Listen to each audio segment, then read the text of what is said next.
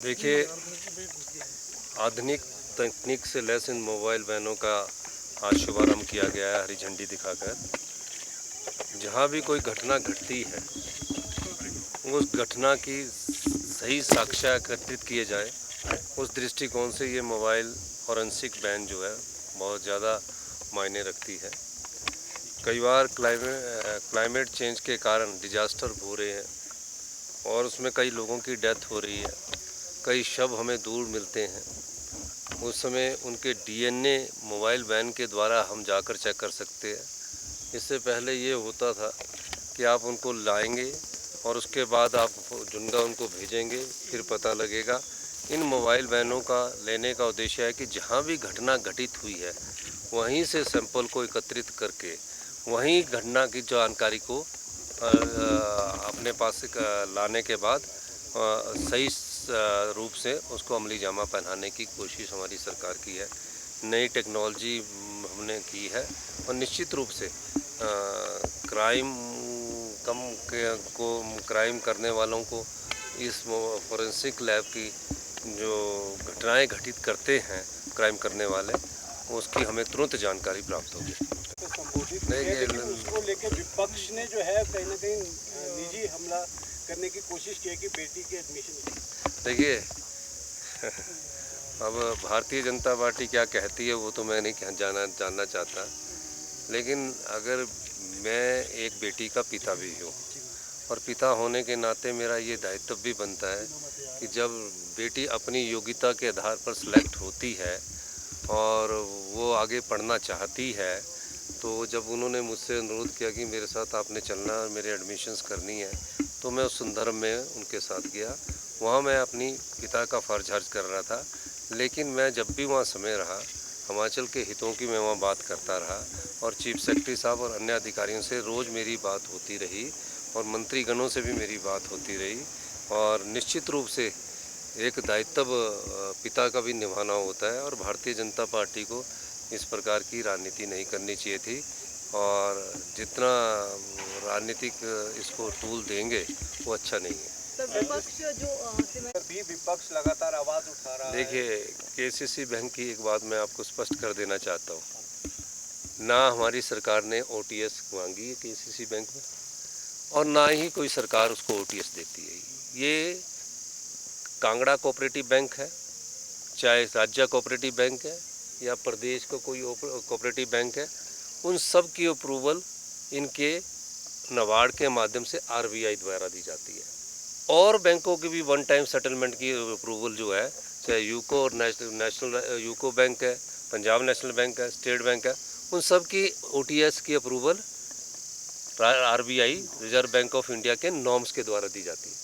प्रदेश सरकार का इसमें कुछ नहीं लेना होता है और ना ही किसी सेटलमेंट को करना होता है। और एक बात मैं बता दूं कि कांगड़ा कोऑपरेटिव बैंक में पिछले 7-8 साल से जो चल रहा था, जब मेरे वो ध्यान में बात आई, मैंने उस बैंक के बोर्ड को ही भंग कर दिया और मैंने कहा कि इसकी इंक्वायरी होनी चाहिए। जनता का पैसा है, कई लोग छोटी छोटी चीज़ों पर 40-40 करोड़ रुपए का लोन ले रहे हैं और लोन लेकर वापस नहीं करते हैं। ऐसी जगह दिखा दी जाती है जिसकी कीमत 4 करोड़ रुपये है और कई जगह जो गरीब किसान है, जिसने किसान लोन लिया हुआ, सेटलमेंट तो उनका होना चाहिए, उसका सेटलमेंट होना चाहिए। तो कई बार ये कहा जाता है कि ये उसको कर दिया। अब जो वन टाइम सेटलमेंट की पॉलिसी में मैंने विधानसभा में भी कहा था, जो आएगा उसको होगा, जो आएगा उसको वन टाइम सेटलमेंट मिलेगा। तो इस प्रकार की बात करना गलत है और मैं ये भी चाहूँगा कि वहाँ जो है ईडी इंक्वायरी कर रही है, तथ्य आपके सामने आएंगे। सर, आपदा में मुझे तो समझ नहीं आता कि विपक्ष किस टैक्स की बात कर रहा है। टैक्स नहीं लगा है, टैक्स लगाना कुछ और बात होती है। या तो वो परेशान है और परेशानी का मामला उनका ये है कि वो निश्चित रूप से भारतीय जनता पार्टी यही तय नहीं कर पा रही, 5 गुटों में बटी हुई पार्टी यही है, इसमें यही नहीं तय कर रही कि एक नेता कुछ और बोलता है, एक नेता कुछ और बोलता है। जीएसटी का जो हमें 28% से जो 18% आया है, हिमाचल प्रदेश में जीएसटी लगने से सबसे बड़ा नुकसान हुआ है। हिमाचल प्रदेश एक ऐसा राज्य है जहां जीएसटी का नुकसान हुआ है और नुकसान कैसे हुआ? जब 2017 में जीएसटी लगा, उसमें हिमाचल प्रदेश की बद्दी, नालागढ़ इन क्षेत्रों से, जो हमारे इंडस्ट्री वाले क्षेत्र है या कोई और टूरिज्म के सेक्टर है, उससे हमें 4000 करोड़ रुपए का वैट और एक्साइज आती थी। क्या आती थी? वैट आता था। अब जीएसटी लगने के बाद वो 150 करोड़ रुपया रह गया। केंद्र सरकार ने जब जीएसटी लगा तो उसके लिए जब हमें वैट का नुकसान हुआ तो 2017 में उन्होंने हमें 3200 रुपया हर साल जीएसटी 3200 करोड़ रुपया हर साल जीएसटी कंपनसेशन सेस देने की बात की, और उन्होंने दिया भी। 5 साल तक उन्होंने जीएसटी कंपनसेशन सेस दिया, और जून 2022 में जब भारतीय जनता पार्टी की सरकार थी, जीएसटी कंपनसेशन सेस बंद हो गया। हमारे जीएसटी किससे आता था? उसके बाद हमारे सबसे ज़्यादा जीएसटी आता था सीमेंट इंडस्ट्री से। सीमेंट इंडस्ट्री से जो जीएसटी आता था, उसमें जो कमी आई है उसमें 25 रुपये की कमी हमने की है, 425 से 25 रुपये है। और जो हम सिविल सप्लाई के द्वारा सीमेंट सप्लाई करते हैं टेंडर के माध्यम से, उसमें भी कमी है।